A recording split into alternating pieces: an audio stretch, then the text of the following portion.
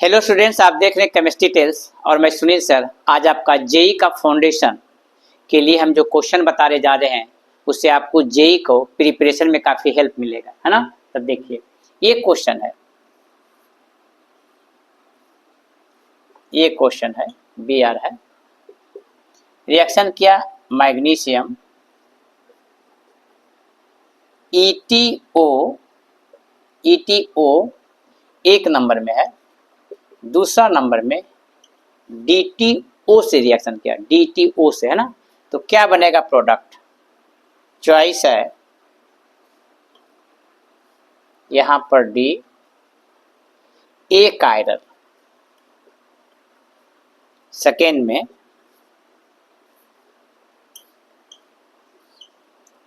में B are, third में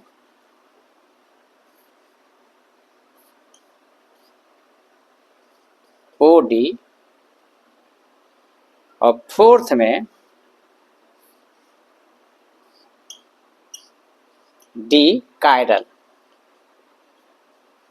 देखो बेटा, ये कंपाउंड है, रिएक्शन किया मैग्नीशियम और ETO ड्राई ईथर के प्रेजेंस में, तो कंपाउंड बनेगा और दूसरा रिएक्शन करेगा सेकेंड से D2O से। तो कहा कि जो फाइनल प्रोडक्ट बनेगा वो क्या बनेगा? फाइनल प्रोडक्ट क्या है? ये बनेगा, यहाँ D आ जाएगा, ए कायरल होगा, या यहाँ OD आ जाएगा सेकेंड नंबर में, और यहाँ BR आ जाएगा, या यहाँ पर D आएगा, कायरल आएंगे। तो बहुत सारे बच्चे इसको भी लगा सकते हैं, बहुत सारे बच्चे इसको भी आंसर लगा सकते हैं, क्योंकि OD आएगा, वाटर है, D2 हैवी वाटर है, इसको टूट सकता है, OD बनेगा। कुछ बच्चे इसको भी आंसर लगाएंगे, है ना, 1 2 3 फोर्थ का भी आंसर लगाएंगे। तो ऐसा क्यों करते हैं बच्चे? इसका कारण क्या है? इसका कारण ज्यादातर है कि उसको ये समझ में नहीं आता है कि ये रिएक्शन कैसे बनेगा, इस रिएक्शन का मैकेनिज्म है क्या। यदि उसको ये क्लियर ही नहीं है तो 99% चांस है कि गलत करेगा। और वहाँ लाखों बच्चे से कंपटीशन है, और कंपटीशन में एग्जामिनर चाहता है कि बच्चे कंफ्यूज हो ताकि वो गलती करें। तो आप गलती ना करें, इसके लिए क्या समझना चाहिए? इसके लिए समझना ये चाहिए, देखिए क्या करें।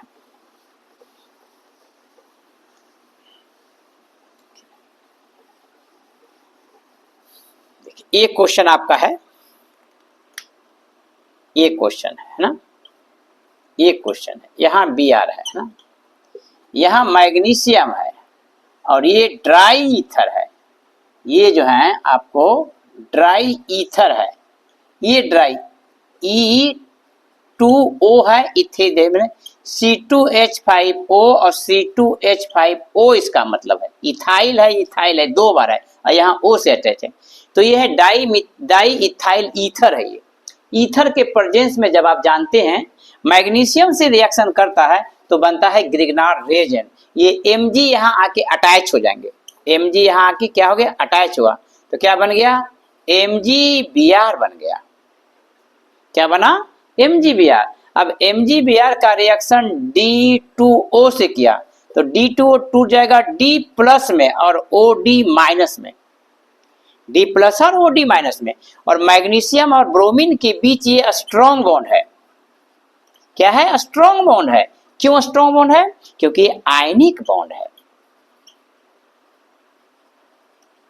और ये कोवेलेंट बॉन्ड है।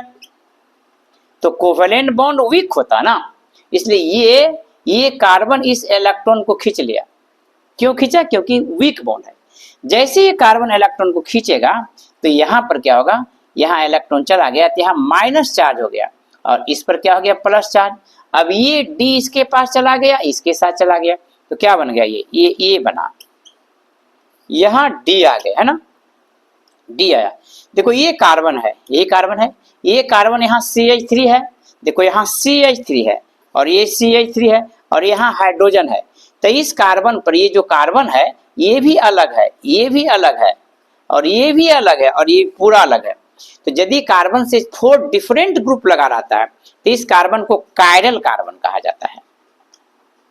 तो जो कायरल है उसका आंसर ये होगा कि कायरल होगा, D लगेगा लेकिन इसका कायरल आंसर होगा, ए कायरल नहीं होगा।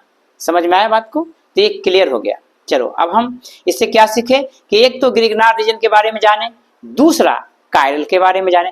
कायरल किसको कहते हैं? जिस कार्बन से चारों ग्रुप, यानी चारों, जैसे यहाँ OH है, यहाँ Br है, यहाँ CH3 है, यहाँ Cl है, चारों अलग अलग ग्रुप लगा रहता है, तो इस कार्बन को हम कायरल कार्बन, और कायरल कार्बन ही क्या देता है? ऑप्टिकल आइसोमर देता है, जो आप पढ़े होंगे 11 12 क्लास में हैलो एल्केन में पढ़े होंगे। क्लियर? अब दूसरा क्वेश्चन देते हैं। देखिए, ये भी क्वेश्चन है, जो हम अभी क्वेश्चन डील कर रहे हैं, ये सारा हैलो एल्केन का है ना? तो अब ये क्वेश्चन है, which of the following have highest dipole moment. Question क्या है? विच ऑफ फॉलोइंग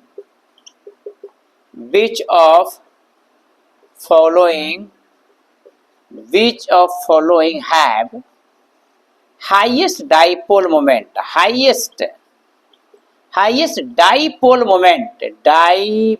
मोमेंट पूछा है। Which of the following of highest dipole moment. Choice number 1, देखिए चॉइस नंबर 1 है, यहाँ OH है, यहाँ NO2 है। सेकेंड में है, देखिए यहाँ CH3 है, यहाँ CH3 है। थर्ड में है, यहाँ Cl है और यहाँ Cl है। और फोर्थ में है, यहाँ Cl और यहाँ Cl है। कहता है कि इसमें से सबसे ज्यादा डाइपोल मोमेंट किसका होगा। तो आप डाइपोल मोमेंट जानते हैं कि डाइपोल मोमेंट एक वेक्टर क्वांटिटी है। तो कुछ बच्चे ये लगाएंगे आंसर, या कुछ ये लगा सकते हैं, कुछ ये आंसर लगा सकते हैं, कुछ ये लगा सकते हैं, कुछ ये आंसर लगा सकते हैं। तो कई बच्चे आंसर लगाएंगे कि ये थोड़ा नजदीक है, रिपल्सन कम है, तो ये ज्यादा हो जाएगा। कुछ लग सकते हैं कि ये अपोजिट है, तो इसका डाइपोल में ज्यादा होगा। कुछ कह सकते हैं ये थोड़ा मेटा पोजिशन पर इसका होगा, और कुछ कहेंगे ये आंसर होगा। तो एग्जैक्ट आंसर क्या है, इसका कॉन्सेप्ट क्या है? तो एग्जैक्ट जो आंसर है इसका, वो एग्जैक्ट आंसर क्या है? इसका एग्जैक्ट आंसर ये है, फर्स्ट नंबर का आंसर जो है एग्जैक्ट आंसर है। ये आंसर सही है। क्यों ये सही आंसर है? तो इसके कारण है कि डाइपोल मोमेंट के बारे में हम थोड़ा सा डिटेल समझते हैं। देखिए क्यों आंसर ये है। देखिए, डाइपोल मोमेंट एक वेक्टर क्वांटिटी है। जैसे HCl है, ये डेल्टा नेगेटिव डेल्टा पॉजिटिव है, तो डाइपोल मोमेंट का डायरेक्शन पॉजिटिव टू नेगेटिव होता है, और दोनों के बीच का डिस्टेंस होता है, और ये वेक्टर क्वांटिटी है। जहां वेक्टर क्वांटिटी हो तो डायरेक्शन पर डिपेंड करते हैं, और डायरेक्शन डिपेंड करते हैं एंगल पर। इसका मतलब ये हुआ कि देखिए, जैसे ये क्वेश्चन है, ये देखिए है, ये है और ये है, यहाँ Cl है और यहाँ भी Cl है, यहाँ दोनों Cl है। देखिए ये इधर फोर्स लगा रहा है, ये इधर फोर्स लगा रहा है, तो यहाँ के बीच का जो एंगल है, इनके बीच जो इस पॉइंट है, इसके बीच जो एंगल है 180 डिग्री है। यानी ये इधर फोर्स लगा इधर, तो नेट फोर्स 0 हो जाएगा। तो डाइपोल मोमेंट का वैल्यू क्या हो जाएगा? यहाँ पर 0 हो जाएगा। इसका मतलब एंगल बढ़ेगा तो डाइपोल मोमेंट घटेगा, यानी dipole moment inversely proportional to the theta angle. Angle बढ़ेगा तो डाइपोल मोमेंट घटेगा, और एंगल घटेगा तो डाइपोल। अब यहाँ पर Br आ जाए, यहाँ पर Cl आ जाए, तब तो एंगल नहीं कम होगा ना, जी न्यूट्रल नहीं होगा। तो यहाँ पर जो है इस तरह 60 डिग्री हो गया, तो डाइपोल मोमेंट यहाँ ज्यादा होगा। तो डाइपोल मोमेंट डिपेंड करता है एंगल पर डिपेंड करता है। तो देखिए ध्यान से, अब ये क्वेश्चन का आंसर ये है, इसका आंसर ये है। यहाँ क्यों ये आंसर है? देखिए ये है, यहाँ OH है और यहाँ पर NO2 है। तो NO2 है, देखो यहाँ पर delta negative delta positive charge है, तो ये बॉन्ड को खींचेगा, ये दोनों अट्रैक्शन फोर्स लगेगा। इसको कहते हैं इंट्रामोलिकुलर हाइड्रोजन बॉन्डिंग। बहुत सारे बच्चों को इंट्रामोलिकुलर हाइड्रोजन बॉन्डिंग मालूम ही नहीं, हाइड्रोजन बॉन्डिंग ही नहीं मालूम है, तो कैसे बनाएंगे? तो ये जब ये फोर्स खींचेगा, तो देखिए ध्यान से, यहाँ पर ये है, यहाँ पर ये एंगल, देखिए ये है, ये एंगल है, ये एंगल है, लेकिन जब इसको खींचेगा तो ये इधर नजदीक आ जाएगा। जहां नजदीक आ गया NO2, यहाँ नजदीक आ जाएगा, तो एंगल जो है 60 डिग्री से 30 डिग्री घट गया, 60 डिग्री से 30 डिग्री एंगल घट गया। तो क्या होता है? डाइपोल मोमेंट जो है इनवर्सली प्रोपोर्शनल टू एंगल होता है। तो एंगल घट गया ना, तो डाइपोल मोमेंट क्या होगा? बढ़ गया ना। इसलिए आंसर फर्स्ट हो गया, है ना। तो ये अब ये तो हाईएस्ट डाइपोल मोमेंट है, क्या which of the following the lowest dipole moment, ये तो हाईएस्ट डाइपोल मोमेंट, यदि लोएस्ट कह दिया जाए तो ये question which of the following have lowest dipole moment, lowest dipole moment. अब ये क्वेश्चन चॉइस है, ये देखिए चॉइस ये है, यहां Cl है, यहां Cl है 1 नंबर, सेकेंड में है ये Cl है, यहां Cl है और यहां Cl है, और थर्ड नंबर में है यहां भी Cl है और यहां भी Cl है, अब फोर्थ नंबर में ये है, फोर्थ नंबर में यहां Cl है और क्या Cl है और यहां CH3 है। अब कह रहा है कि इसमें से सबसे ज्यादा डाइपोल मोमेंट किसका होगा, तो देखिए डाइपोल मोमेंट एंगल पर डिपेंड करता है। देखिए इन दोनों के बीच एंगल 180 नहीं हो सकता, इन दोनों के बीच नहीं हो सकता, लेकिन ये अपोजिट डायरेक्शन है तो इसका एंगल सबसे ज्यादा होगा, तो जिसका एंगल सबसे ज्यादा होगा तो इसका डाइपोल मोमेंट सबसे कम होगा। तो आंसर क्या हुआ, ये इसका डाइपोल मोमेंट सबसे कम है। यानी आपने जेईई क्वेश्चन को क्वालिफाई करने के लिए आपको डिटेल नॉलेज होना बहुत जरूरी है। यदि आपका फाउंडेशन क्लियर नहीं है तो आप 99% चांस है कि आप गलत करेंगे। इसलिए जितने भी स्टूडेंट मेरे वीडियो को देख रहे हैं वह यही सोचें कि आप केमिस्ट्री के साथ लड़ो नहीं, केमिस्ट्री के साथ खेलो।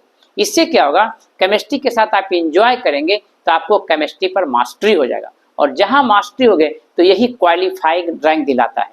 जितने भी एंट्रेंस का एग्जाम है केमिस्ट्री सबसे बड़ा रोल अपनाता है, इसलिए आप देखते रहिए केमिस्ट्री टेल्स।